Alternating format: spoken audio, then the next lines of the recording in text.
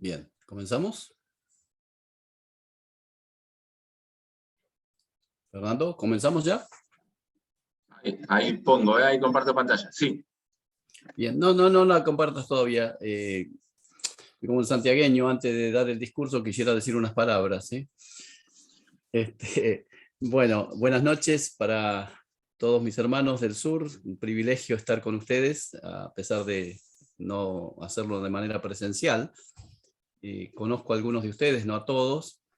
Mi nombre es Pedro Pablo Fuentes, así que no dejé a ningún apóstol en el camino. Mi mamá me los puso a todos juntos. Sí, tengo 60 años recién cumplidos. Bueno, hace 6 meses ya que los cumplí, pero estoy jubilado. Estamos casados con mi esposa hace 37 años y medio, ya casi 38. Tenemos 3 hijos. Ellos están casados también, tienen 32, 34 y 35 años. Y tenemos 4 nietos. No sé cuántos abuelos hay aquí, pero si nos ponemos a hablar de los nietos, capaz que dejamos el texto bíblico y nos ponemos a hablar de los nietos, así que no vamos a hablar de ellos ahora, ¿sí? Estuvimos sirviendo al Señor por algunos años en la obra misionera en Brea Pozo, en Santiago del Estero, y luego de mi esposa 18 años estuvo allí, yo tuve 14. Hicimos un recorrido por algunos sitios y después de 2 años estacionamos aquí en Buenos Aires, hace ya 25 años. Mi esposa y yo somos docentes y además decentes, queremos serlo, ¿sí? Nos jubilamos los dos como docentes, dirigimos escuelas, la mayoría de nuestro tiempo de ministerio en escuelas cristianas, y la verdad que hemos cosechado una cantidad de experiencias muy lindas en donde Dios ha ido trabajando en nuestra vida, en nuestro carácter y en la visión que Dios espera que tengamos para compartirla con otros también. Bien, el tema que vamos a estar tratando en estas tres martes son, ¿no? Sí, 3 martes, estas 6 clases, es sobre el liderazgo. Un tema muy desafiante realmente.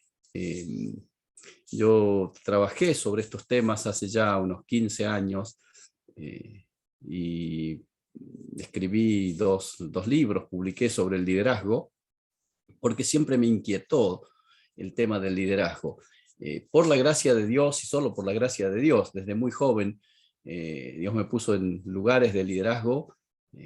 A los 22 años salí a la obra misionera y a los 26, si yo fuera pentecostal diría me ungieron pastor, pero como soy hermano libre voy a decir me reconocieron pastor, ¿sí?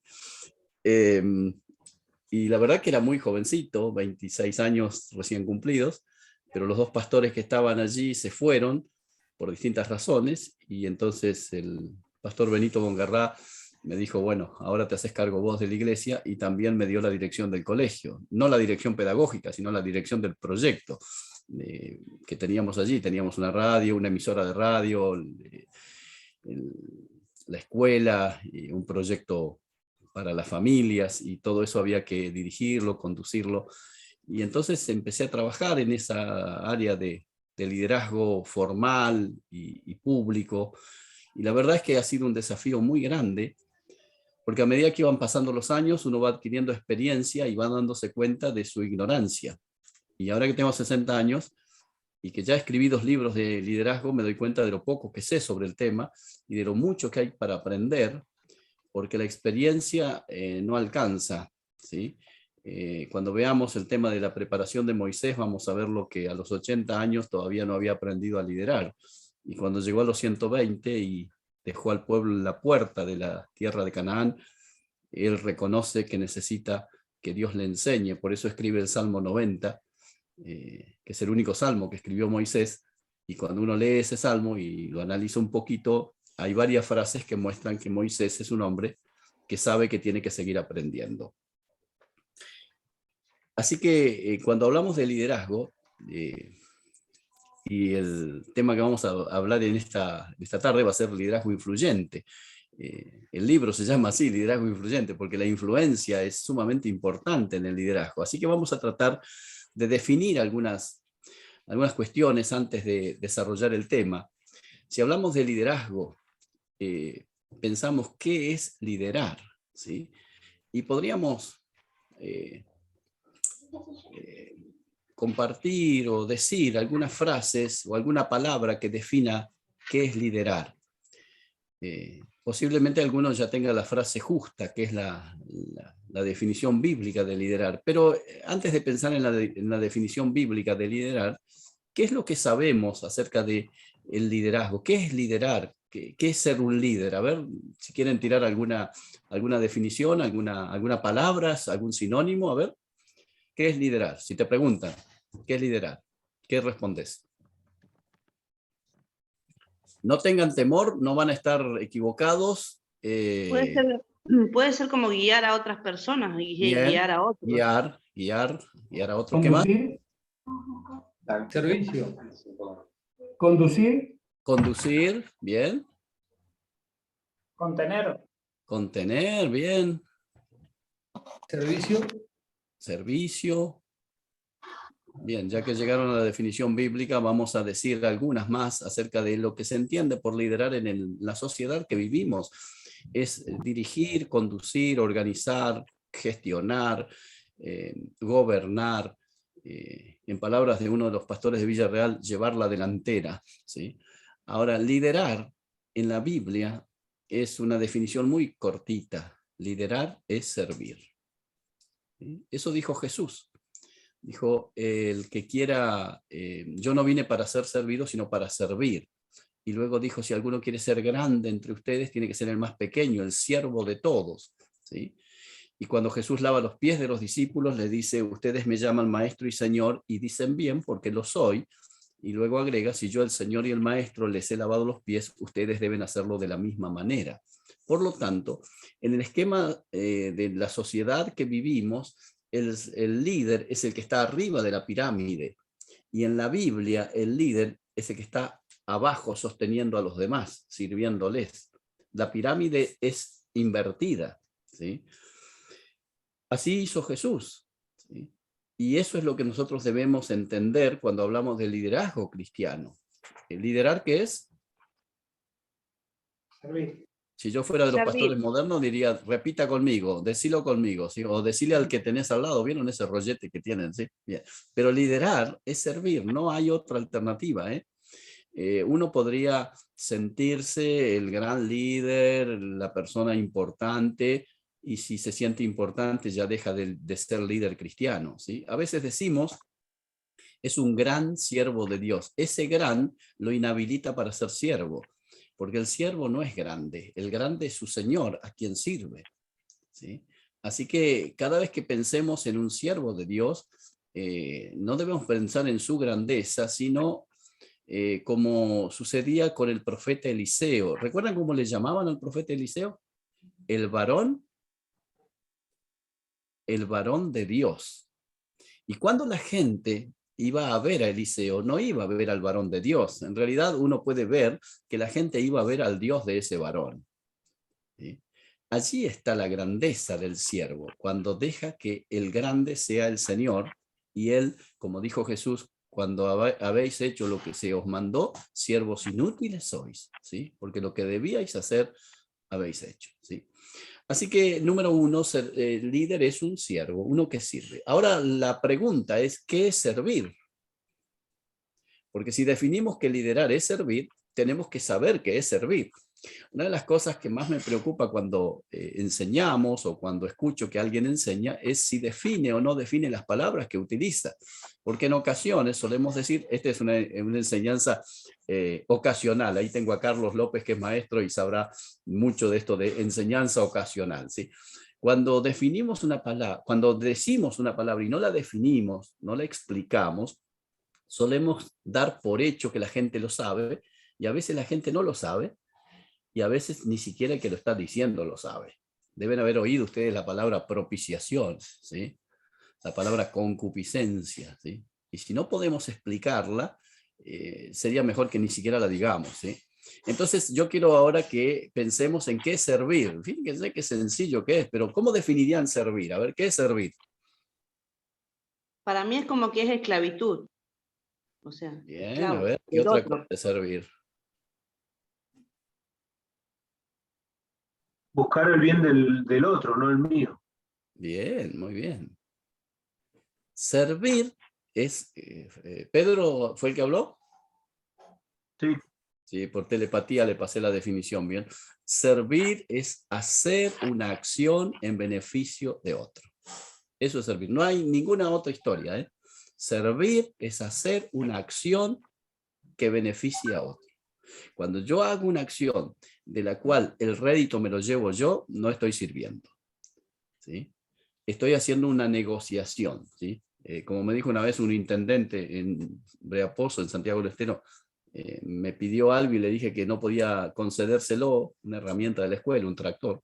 Entonces me mandó al empleado de nuevo y me dice, vengo de vuelta porque me dijo el intendente que le dé este papel. Y me da un papel y lo abro y en el papel decía, favor con favor se paga. ¿Sí? Me estaba mandando un ultimátum, ¿sí? Para que le preste el tractor. A veces nosotros servimos y le damos un papel a la persona a la que le hacemos una acción. Favor con favor se paga. ¿Sí? Y deben haber oído ustedes esa frase. Mirá que me debes una, ¿eh? ¿Escucharon esa frase? ¿Sí? Bueno, cuando alguien hace algo y está pensando en que debe recibir retribución, eso no es un servicio, ese es un trabajo, es una negociación, es un cambio de favores, ¿sí? En el liderazgo, el líder es el que sirve. Y ya vamos a ir viendo que ese servicio tiene que ser con el único propósito de agradar a Dios y nada más, sin importar qué retribución va a recibir aquí abajo, sin importar la aprobación de aquí abajo, sin importar si el servir genera fama, prestigio, reconocimiento, ¿sí? Deben haber oído alguna vez decir, che, estoy un poco cansado, uno sirve y nunca te reconocen, nunca una palabra. ¿No deben haber oído así? Tal vez oíste o tal vez lo sentiste así. Cada vez que tengas en tu corazón, en tu mente, en tus sentimientos, ese sentido de desagrado, porque no te reconocieron, porque no te aprobaron, porque no te nombraron. ¿Vieron cuando se hace un campamento, una conferencia? ¿Qué sucede cuando termina? Siempre lo digo, sí, capaz que la iglesia de donde está el pastor Luxión y Fernando me deben haber escuchado. Termina un campamento, una conferencia, y el que cierra suele decir, bueno, ahora llegó un momento muy especial porque vamos a reconocer a aquellos que hicieron algo, y si es un campamento, lo primero que hacen, ¿qué es? Vamos a llamar a los cocineros y para darles un aplauso, y los cocineros se hacen los remolones, se hacen los que no quieren venir y al final vienen, porque en realidad sí querían venir, pero ellos hacen el cirquete este que siempre hacen, y entonces los aplaudimos, ¿sí? Y en el mejor de los casos les damos un regalo. Y después sigue el que dirige y empieza a nombrar a las distintas personas, ¿sí? Los que organizaron, los que cobraron, los que pusieron su vehículo, y después al predicador, y el predicador también se hace un poco el humilde y dice, no, está bien, yo vine a servir y qué sé yo, pero finalmente lo aplauden y están todos contentos, ¿sí? Pero sucede que por ahí se olvidaron de alguno. Y no falta uno de estos comedidos que le da un codazo y dice, che, pero vos no estabas también en la organización, vos no participaste, no estabas ayudando vos también, ¿sí? Porque ni te nombraron, ¿eh? Y entonces ese al que le dieron el codazo dice, no, siempre me hacen así a mí. ¿Sí? Y sienten una cosa como de amargura. Miren, cuando no nos han nombrado, hemos ganado un poquito más, porque el reconocimiento va a ser arriba, no abajo. El reconocimiento de abajo suele llegar siempre a destiempo. Te aplauden cuando debieran criticarte y te critican cuando debieran aplaudirte. Un siervo de Dios no está a la búsqueda del reconocimiento de abajo. El reconocimiento de abajo está bueno que lo hagamos, no estoy diciendo que no, ¿eh? A veces nos vamos al otro extremo nosotros y ni siquiera le agradecemos a alguien que nos ha dado un servicio, y la verdad es que debemos ser agradecidos. Pero yo estoy mirando del otro lado ahora, ¿sí? ¿Están conmigo? ¿Sí? Estoy mirando del otro lado, del que sirve. El que sirve no tiene pretensiones porque es un esclavo, como dijo recién la hermana. Es alguien que está para servir. Ese es su propósito en la vida. Si yo les preguntara a ustedes, y no les voy a pedir que levanten la mano, pero ¿quiénes son siervos de Dios? ¿Sí? Yo suelo hacer esta pregunta a veces en algún campamento, Y la mayoría de la gente no quiere levantar la mano. Dice, no, mira si me voy a hacer el siervo de Dios. Porque tienen la idea peregrina de que el siervo de Dios es ese al que lo presenta y dice, bueno, ahora el siervo de Dios va a venir y nos va a ministrar. ¡Fua! ¿Sí? Como que tiene un grado más elevado que los demás, ¿sí? De hecho, conozco algunas congregaciones, algunas iglesias en donde se lo llama el siervo de Dios como si fuera un rango, una jerarquía, ¿sí? Un nivel un poquito más elevado, ¿sí? Vuelvo a mi pregunta. ¿Quiénes de ustedes son siervos de Dios? Miren lo que dice Romanos capítulo 6. Por favor, abrí tu Biblia ahí en Romanos capítulo 6 y vas a ver que aquí San Pablo nos está diciendo algo que nosotros debiéramos tener mucha claridad. Dice el apóstol Pablo en Romanos capítulo 6, versículo número 22, más ahora, ¿sí? Ahora, a partir de ahora, ¿sí? Que habéis sido libertados del pecado, ¿sí? ¿Quién ha sido libertado del pecado? El que ha aceptado a Cristo como Salvador, el que es un hijo de Dios, ¿sí?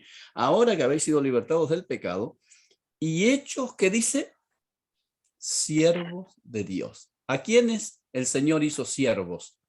A todos los que libertó del pecado. Así que toda persona que acepta a Jesucristo como Salvador, Dios lo transforma no solo en su hijo, sino en ¿qué? En un siervo de Dios. Mi pregunta de nuevo, entonces, ¿quiénes son siervos de Dios? Yo soy siervo de Dios. ¿Sí? No todos, todos sí, pero yo soy siervo. Vos sos siervo de Dios, vos sos sierva de Dios.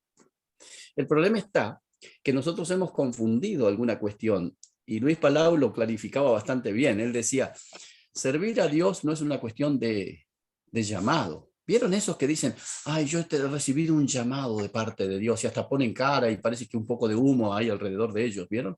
¿Sí? Un llamado especial, ¿sí? ¿Sabes una cosa? El predicador Luis Palau solía decir, no es cuestión de llamado. Servir a Dios es cuestión de obediencia. Te lo voy a decir de nuevo. Ser un siervo de Dios no es cuestión de llamado, porque la verdad es que todos somos siervos de Dios. Es cuestión de obediencia. Cuando te has dado cuenta de que el Señor te llamó y te salvó y te declaró un siervo de Él, a partir de allí, cuando tomas conciencia, entonces debes empezar a vivir como un siervo. Un siervo es uno que vive para servir, que vive para hacer acciones que beneficien a los demás.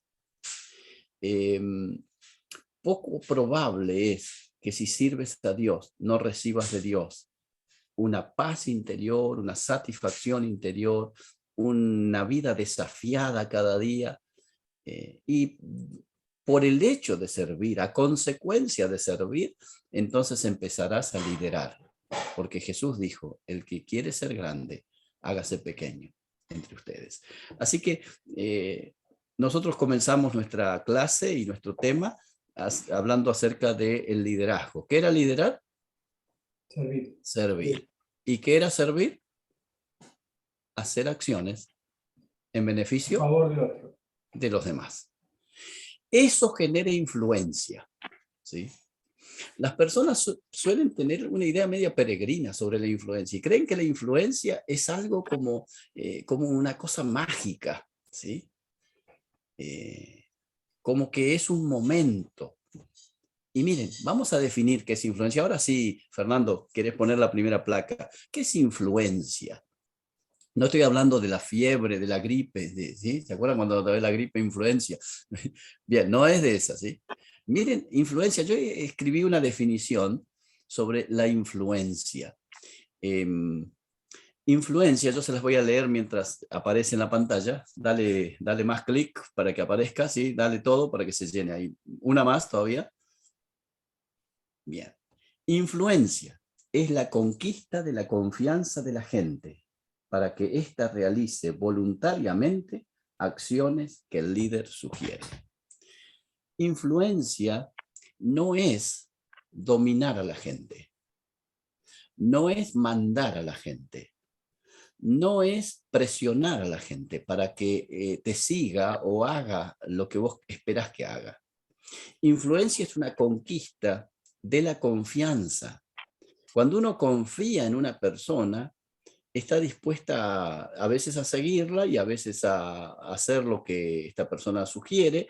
Inclusive cuando confiamos en una persona, queremos, por el respeto que le tenemos, hasta queremos imitarla. Es la conquista de la confianza de la gente para que la gente, realice, observen como dice ahí, voluntariamente acciones que el líder sugiere. La influencia es hacer que las personas empiecen a hacer acciones, a veces en su propio carácter, trabajar su propio carácter, y a veces hacer acciones que sean para bendecir a otros. Pero todas estas acciones que el líder sugiere, no ordena, sino que sugiere, las personas las hacen voluntariamente. Y acá hay un principio sumamente importante. Cuando decimos que las personas deben actuar voluntariamente, estamos diciendo que el líder siempre debe respetar el principio de libertad, el principio de el uso de la voluntad de cada uno. Nadie puede presionar a otro para que haga algo. Me ha resultado bastante triste ver en algunas ocasiones liderazgos en donde la gente se siente obligada, se siente a veces manipulada, ¿sí? Y está como haciendo las cosas porque no, a ver si se enoja, ¿sí? O para no fastidiarlo, ¿sí? Cuando la gente es influenciada desde un liderazgo cristiano, las personas se sienten de alguna manera no obligadas, sino comprometidas, porque ven en el líder que es un siervo, que es una persona que está haciendo cosas en beneficio de otras y no haciendo cosas para beneficiarse. A veces el servicio puede generarte cierto manejo de personas, cierto prestigio, cierto ámbito de poder, ¿sí? Y eso hace que a veces el líder se transforme en alguien que está haciendo que la gente esté obligada con él, ¿sí? Obligada con la organización, obligada con las reglas, las normas. A mí me llama la atención siempre cómo lideró el Señor Jesús. En una ocasión, las personas escucharon el discurso de Jesús y empezaron a irse, ¿se acuerdan? De cuando Jesús dijo, el que no come mi carne y bebe mi sangre. Ay, por supuesto que no es fácil la interpretación de muchos pasajes de la Biblia. Ahí en ese caso, la gente se confundió y creían que Jesús quería que comieran su carne o bebieran su sangre, nada más lejos. Nosotros cuando comemos el pan y tomamos la copa, no estamos comiendo el cuerpo de Cristo ni tomando su sangre, ¿sí? Eso se llama transustanciación, que es una doctrina católico equivocada, sin duda, ¿no es cierto? Porque Jesús no está diciendo eso, está diciendo que el pan representa el cuerpo de Jesús y el vino representa la sangre de Jesús. Pero nosotros no tomamos ni sangre ni comemos carne, ¿verdad? De hecho, el pan de la cena, después que termina la cena, los niños vienen y comen. A veces algún grande también se suma, ¿no? Pero esa parte. Bien. Cuando Jesús le dijo eso, la gente se fastidió un poco y dice que a partir de allí ya algunos no le seguían y se empezaron a ir. Y entonces Jesús vio que se iban y no le dijo a los discípulos, che, muchachos, llamen a la gente que venga, que tiene que estar conmigo. No, las dejó que se fueran. Y luego que todos se fueron, quedaron los discípulos y Jesús los miró. ¿Y se acuerdan que les dijo? ¿Quieren irse ustedes también? ¿Qué está mostrando Jesús ahí? Que cuando alguien sigue a Jesús, lo sigue voluntariamente. Eso es liderazgo. Si hay personas que están, tus alumnos, tus hermanos de la iglesia, que de alguna manera están siendo influenciados por tu vida, lo deben hacer el seguimiento o el hacer aquellas cosas que vos sugerís voluntariamente. Nosotros en la congregación hacemos un retiro una vez por año, nos reunimos 3 días, todo el equipo, y hacemos algunos planes de trabajo, una agenda de trabajo y repasamos un poco la filosofía del servicio y demás.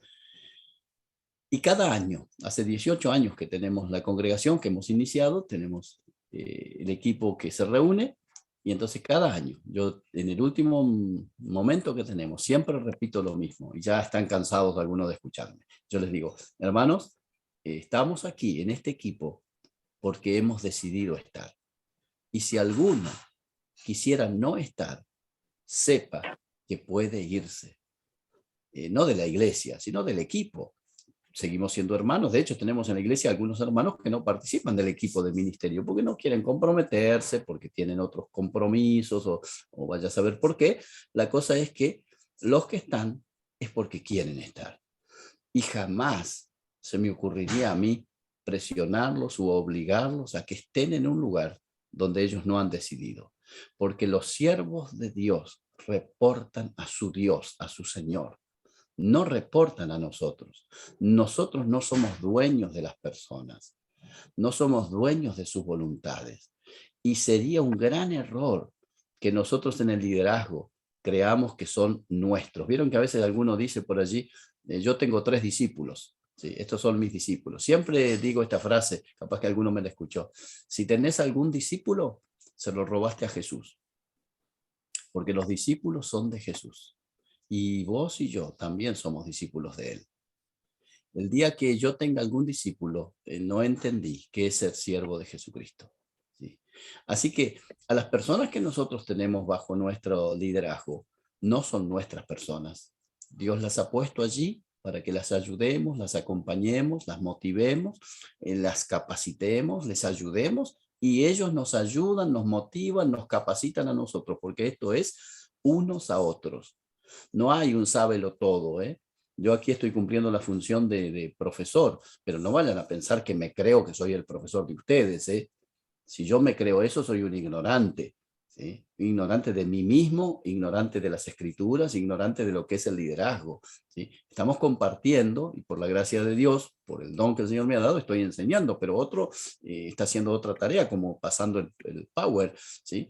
Y otro los anotó y otro les toma lista, y ¿sí? Y la iglesia es un cuerpo en donde cada uno tiene una función, ¿sí?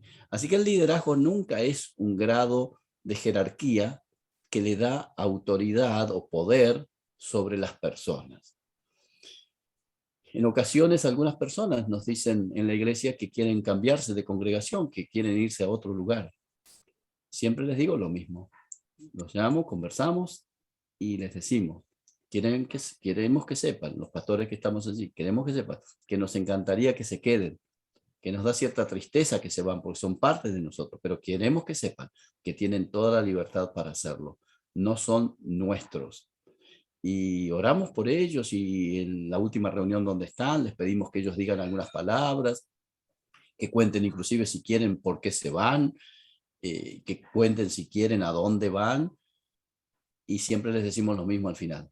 La puerta de la iglesia, porque es la iglesia del Señor, sigue abierta, y cuando deseen regresar, sepan que serán bienvenidos. Pero ustedes reportan al Señor, no a nosotros, no a los líderes, ¿sí? Así que esto es influencia, es la conquista de la confianza de la gente para que la gente realice voluntariamente las acciones que el líder sugiere. Ahora, hay formas de influenciar. Vamos a poner la siguiente. Estoy mirando la hora, no vaya a ser cosa que me pase de la raya del horario.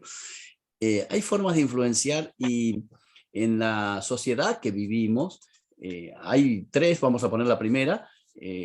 La influencia por carisma. El carisma, no estoy hablando de los dones carismáticos aquí, sino del carisma, esa capacidad de atracción que tienen algunas personas, ¿sí? A mí me llama siempre la atención que hay personas que son muy atractivas, porque son muy simpáticas, porque son personas que cuando hablan parece que te envuelven, ¿sí? Vieron, los políticos especialmente tienen ese carisma, ¿verdad? No sé si usted ha estado cerca de alguno de ellos, ¿sí? Los grandes líderes de la historia siempre han sido personas carismáticas. Yo no conocí, nunca estuve cerca de Carlos Menem, pero dicen que era un tipo muy atractivo, ¿sí? Que enseguida envolvía a la gente, y la gente quería seguirlo, ¿no?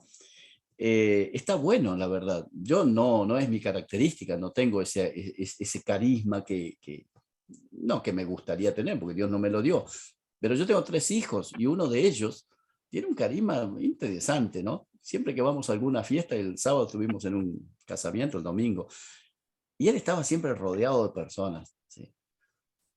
Bueno, hay personas que son así, Y está bueno. Y si tenés esa capacidad, ese don de parte de Dios, está bueno usarlo. No influencia a la gente, porque podés ser muy atractivo y ser un chanta, ¿sí? Un parlanchín, una persona que entretiene con mucha facilidad, pero que no tiene nada para dar. Que si lo seguimos, nos vamos a dar cuenta que a poco de andar no es una persona seria en sus compromisos. Pero si hay carisma en alguien, tiene que utilizarlo de la mejor forma, pero nunca creer que porque tiene carisma es un líder de influencia. ¿Sí? En segundo lugar, otra forma de influencia es por el conocimiento. ¿Sí? No sé si recordás en el secundario y si fuiste a la universidad, haber tenido profesores que eran, decimos nosotros, unos capos, ¿sí? Sabían muchísimo, preparaban bien la clase, siempre daban respuestas a todas las preguntas. Y yo recuerdo que en la universidad, algunos profesores que tuve, yo no quería faltar a sus clases, quería estar porque no quería perdérmelos, ¿sí? En el seminario yo tuve oportunidad de estar en dos lugares estudiando la palabra, y yo tuve algunos profesores que eran extraordinarios, tenían un conocimiento de la palabra, ¿sí? Y de hecho en las iglesias tenemos hermanos que son grandes conocedores. Ahora, el conocimiento genera mucho respeto y mucho atractivo. Y a veces decimos nosotros, ¿cómo conoce? La tiene atada, dicen los muchachos, ¿no? ¿Saben? Está bueno el conocimiento y de hecho hay que estudiar, ¿sí? Hay que dedicar tiempo a estudiar. Pero el conocimiento solo, el apóstol Pablo dice, el conocimiento envanece, ¿sí? Porque cuando uno conoce y estudia, cada vez quiere conocer más, ¿sí? Y esto pasa en el conocimiento filosófico, del arte, de la ciencia, de cualquier disciplina en el mundo. También pasa a veces en la iglesia, que hay hermanos que tienen un profundo interés por conocer, y está bueno. De hecho, yo enseño método de estudio bíblico, hermenéutica, ¿sí? Pero el conocimiento no es suficiente, porque una persona puede llenarse la cabeza de mucho conocimiento, y de hecho conozco personas, y que el Señor nos ayude para ser sabios, a no creer que porque conocemos algo ya tenemos cierto nivel mayor que los demás. No es así, ¿eh? No es así. Y por más que el conocimiento nos genere un reconocimiento por los demás, debemos saber, como decía Aristóteles, lo único que sé es que no sé nada, porque cuanto más conoces, más te das cuenta de lo poco que sabes, ¿sí? No hay peor cosa que encontrarse con alguien que quiere decir algo y no sabe cómo decirlo, porque no sabe de qué se trata. Y deben haber tenido profesores así, ¿sí? Profesores que no saben su materia, ¿sí? Y eso está mal, ¿sí? Yo les decía que iba a la universidad y algunos profesores me encantaba escucharlos, y otros eran tipos que iba para que me tomaran lista, porque no aprendías nada de ellos, ¿sí? Y un líder debe ser una persona que se esfuerza por conocer, ¿sí? Pero no porque el conocimiento le da jerarquía, sino porque necesita saber un poco más. Cuando más conocemos de la palabra, por ejemplo, si lo hacemos con esa actitud de humildad, iremos conociendo un poquito más al Señor. Pero déjenme decirles, lo voy a decir después cuando hablemos en la segunda clase sobre el tema de la preparación y capacitación. Conocer la Biblia no es conocer a Dios, ¿eh? Algunos están confundidos y conocen mucho de la Biblia, pero no conocen al Dios de la Biblia. Porque Dios es una persona, no es una teoría, una filosofía, una ideología que yo la investigo y la estudio, ¿sí? Por eso en la teología hay que ser muy cuidadosos de no creer que estudiando autores y estudiando las distintas líneas teológicas, nosotros somos unos conocedores de Dios. No, no, no, no. A Dios se lo conoce no estudiando, a Dios se lo conoce tratando con Él. Porque una persona es conocida por otra cuando trata, ¿sí? Así que déjame decirte en este apartado de esta enseñanza ocasional también, que si quieres conocer a Dios, debes tratar con Él y dejar que Dios trate contigo. No hay otra forma, ¿sí? Es decir, es caminar con Dios, es relacionarnos con Él. Así que el conocimiento está bueno, pero no es garantía, ¿sí? En tercer lugar, otra forma de influencia es la capacidad de comunicación, ¿sí? Esto es algo que los líderes son reconocidos y fácilmente identificados como líderes si saben comunicar. Se dice que Hitler, que hizo tantas atrocidades, sin embargo la gente lo siguió en Alemania por multitudes, porque cuando él daba sus discursos la gente quedaba embelesada. Los grandes dictadores han sido personas que han dado discursos brillantes. La capacidad de comunicar es importante y es buenísimo, la verdad. No todas las personas tienen esa capacidad. Y déjenme decirle algo aquí. Un maestro es un comunicador, pero un comunicador no siempre es un maestro. ¿Por qué? Porque un comunicador es alguien que te envuelve con su manera de decir las cosas. Quizás hayas escuchado algún discurso alguna vez o algún sermón, alguna prédica y dijiste, qué bien que lo dice, ¿eh? La verdad que nos mantuvo a todos ahí atentos. Y entonces la pregunta es, ¿qué aprendiste? No sé, no. A ver, ¿qué sacaste de lo que dijo? Suele pasar, ¿eh? Qué buen mensaje, ¿eh? ¿Cómo sabe? Déjenme decirle, un maestro uno evalúa que un maestro es bueno o no es tan bueno o es malo, no por cuánto sabe, no por cómo dice el discurso, sino la única forma de saber si el maestro es bueno es si el alumno aprende.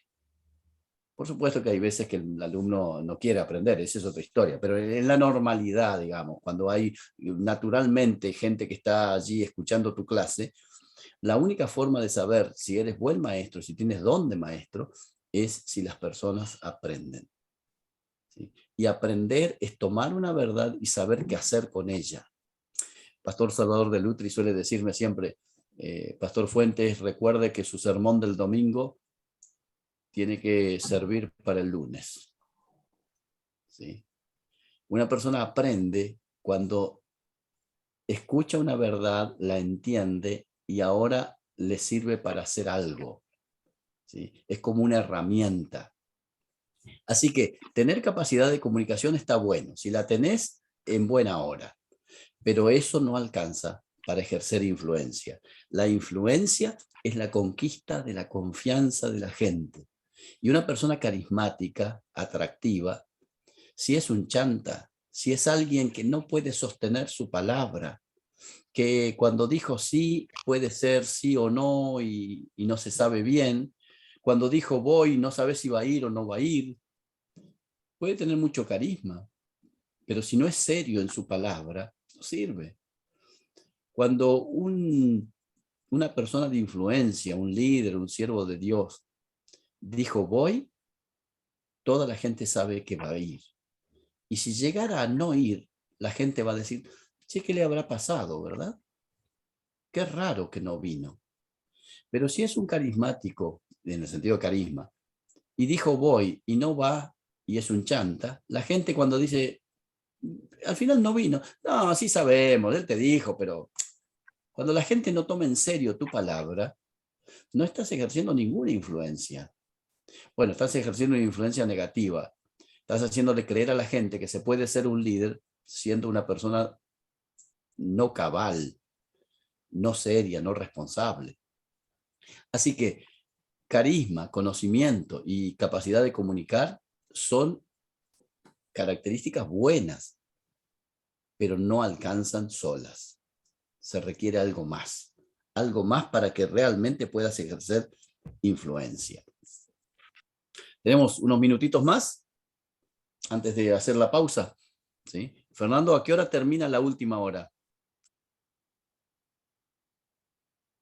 10:30 aproximadamente. Bien, tomamos unos minutitos más. Empezamos con el tema de modo de influenciar, porque ya hemos visto las formas de influenciar que pueden ser buenas o no, pero que no sirven, no alcanzan. Pero hay 3 modos de influenciar que sí, porque son absolutamente bíblicas, que son las que debiéramos practicar. En primer lugar, la influencia se ejerce, ponemos, desde la cercanía. ¿Qué significa esto? Pon el texto mientras voy explicando alguna cosa. Yo siempre digo que los predicadores no influencian a la gente, impactan a la gente. ¿Qué es impactar? Hay un capítulo en el libro del liderazgo influyente que es impactar o influenciar, ¿sí? Impactar es cuando escuchamos a una persona o vemos a una persona a la distancia y nos causa cierta admiración, ¿sí? O decimos, mira vos, qué bárbaro esta persona, ¿no? Poné el texto entero, ¿sí? La influencia es otra cosa. La influencia es cuando, les decía, un predicador puede impactar. Los que influencian son los pastores. Y cuando digo los pastores, no digo los que dirigen la iglesia, los que ejercen acción pastoral. Hay una diferencia entre ser pastor de una iglesia y ejercer influencia pastoral. La Biblia enseña, el Nuevo Testamento, y especialmente el apóstol Pablo, que todos nos cuidamos, ¿cómo es? Unos a otros. Enseñándoos unos a otros, exhortándoos unos a otros, ¿sí? Y hay unos a otros, hay más de 20 en el Nuevo Testamento, ¿verdad? Entonces, la influencia es una cuestión de cercanía. No se puede influenciar a la distancia. Cuando yo voy a alguna iglesia, no voy mucho, les aviso, pero cuando voy a alguna iglesia a predicar, no estoy esperando influenciar a la gente, porque escuchan el discurso, y te voy a hablar con mucha crudeza y claridad, pero la gente no sabe si yo pago mis impuestos o no. No saben si yo trato bien a mi esposa o no. No saben si yo paso los semáforos en rojo o no. No saben si vendo mi auto fundido y digo que no está fundido. No me conocen. Solo escuchan mi discurso. Y a mí me llama la atención que a veces cuando uno va a un lugar a predicar, algunos hermanos piensan que te bajaron con una roldana desde el cielo, ¿sí? Y que sos el predicador, que no tiene nada que observar de su vida, ¿sí? Y algunos hasta casi te quieren tocar, ¿sí? No, esa es una idea peregrina que está lejos de lo que es el liderazgo cristiano. El liderazgo, Jesús anduvo entre la gente, con la gente, y la gente lo vio. Y nosotros, si vamos a ser personas de influencia, tenemos que estar con la gente que Dios nos ha dado para que estemos. Observen esto, un padre influencia a sus hijos cuando está con ellos. Demasiadas veces se produce esta cosa de abandono de la propia familia. Y yo puedo, entre comillas, ejercer un buen pastorado en la iglesia y no estar cuidando de mi familia. Entonces no soy una persona de influencia. Si no puedo, esto lo digo hasta el cansancio, ¿no? Yo me paro en la puerta de la iglesia al comienzo del culto y al final. Al final, si me toca predicar, salgo rápido y me paro otra vez en la puerta para saludar y abrazar a cada uno de los hermanos. Pero si yo puedo abrazar a la congregación, pero llego a mi casa y no puedo abrazar a mi esposa y a mis hijos, y tengo distancia con ellos, yo no soy una persona de influencia. Se influencia a los de la cercanía. Por eso dijo el apóstol Pablo, el que no gobierna su propia casa, ¿se acuerdan? Que no administra su propia familia, ¿cómo va a administrar las cosas de Dios? Así que, muchachos, chicas, hermanos y hermanas, si hemos de ser líderes de influencia, debemos estar cerca de la gente. Observen este relato, lo saben de memoria, ¿verdad? La historia de Zaqueo. Sí, se habrán predicado sobre Zaqueo, pobre Zaqueo, cada vez está más bajito de tanto que lo han gastado, ¿no? Zaqueo era un sinvergüenza, era un corrupto, era un ladrón autorizado. El gobierno le daba autoridad para que robe a las personas, casi como en nuestra época, ¿verdad? Era un corrupto autorizado. Era jefe de los recaudadores de impuestos y cobraban lo que ellos querían. Y el imperio, mientras les entregaran dinero al imperio, no importa cuánto cobraran. Y este Zaqueo no solamente que recaudaba, sino que tenía gente a su cargo, que recaudaban para él. Así que el odio que sentía la gente por Zaqueo era tremendo. Y ustedes recuerdan, en el capítulo 19, ese relato cortito que hay. Entra Jesús a Jericó y Zaqueo escucha de Jesús y dice, yo quiero verlo. Y cuando va, se imagina, la gente cuando lo veía que se acercaba, se apretaban entre ellos y no lo dejaban pasar. Y Zaqueo no era muy alto, era de mediana estatura para abajo, ¿sí? Y no había forma de que se acercara a Jesús para verlo. Entonces, como Zaqueo era bajito, pero no era tonto, dijo, Jesús va a pasar por aquella esquina, voy a ir. Y fue y se subió a un árbol, posiblemente a una especie de paraíso japonés, un sicómoro, muy frondoso, y se subió al árbol, un hombre grande, se subió al árbol y se escondió allí. Y cuando Jesús va pasando, Zaqueo dice, ahora lo veo y eso es lo único que yo quiero, es poder verlo de cerca, ver cómo es, porque tiene tanta fama, ¿sí? Que hace milagros y que enseña bien, no me lo puedo perder. Por las redes no aparecía ninguna novedad, así que Zaqueo estaba preocupado y quiso verlo personalmente. Y cuando Jesús va pasando, si Jesús hubiera sido un líder carismático, si hubiera parado y hubiera dicho, Zaqueo, qué bueno verte, ¿eh? Lo hubiera dejado contento y se hubiera ido. Pero no, Jesús es un líder de influencia y no le hace pasar vergüenza. Y no le dice, yo la verdad que si hubiera pasado y Zaqueo me hubiera querido ver a mí, le hubiera dicho, discúlpame Zaqueo, pero lo tuyo yo no lo comparto, así que olvídate, no cuentes conmigo, ¿sí? Yo me hubiera despegado un poquito. ¿Vieron que nos despegamos nosotros de la gente que tiene cierta mala fama, no? Y Jesús lo mira y dice, Zaqueo, voy por tu casa. Quiero verte cara a cara, quiero que charlemos, quiero estar cerca tuyo, quiero influenciar tu vida. Eso es un líder de influencia. Alguien que se acerca. Y Jesús estaba siempre en fiestas. ¿Vieron? ¿Ustedes leyeron los 4 evangelios? Muchas fiestas. Jesús no era fiestero, era festivo, ¿sí? Celebraba. Pero Jesús estaba en muchas fiestas y la mayoría de las fiestas donde iba era de publicanos y pecadores. ¿Sí? Nosotros queremos influenciar, pero queremos influenciar a los que piensan como nosotros, a los que oran como nosotros. ¿Sí? Inclusive hasta decimos, yo no tengo ningún amigo del mundo. ¿Sí? Pues nosotros somos los buenos y los otros son los malos, ¿verdad? ¿Cómo voy a influenciar si no estoy cerca de ellos? A Jesús lo acusaban de comer con pecadores y publicanos. Yo no sé si alguna vez nos acusaron de eso a nosotros. O somos tan santos que jamás nos juntaríamos con los samaritanos, ni con los publicanos, ni con los corruptos. No vaya cosas que nos confundan todavía. Sin embargo, Jesús, que es un líder de influencia, le dice a Zaqueo, voy a tu casa. La sorpresa de Zaqueo, ¿verdad? Miren lo que es influencia. Zaqueo, después de escuchar a Jesús, qué lástima que no está el diálogo, ¿verdad? La conversación. Zaqueo debe haber hecho una cena muy linda. La comida debe haber estado re buena también, ¿no? Y buen vino deben haber puesto.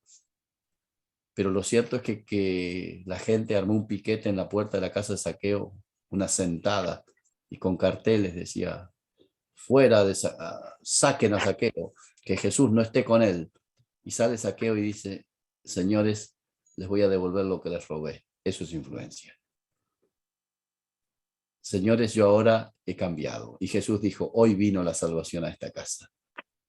Eso es influencia. Influencia es cuando las personas pueden escucharnos, pueden vernos, pueden estar cerca nuestro.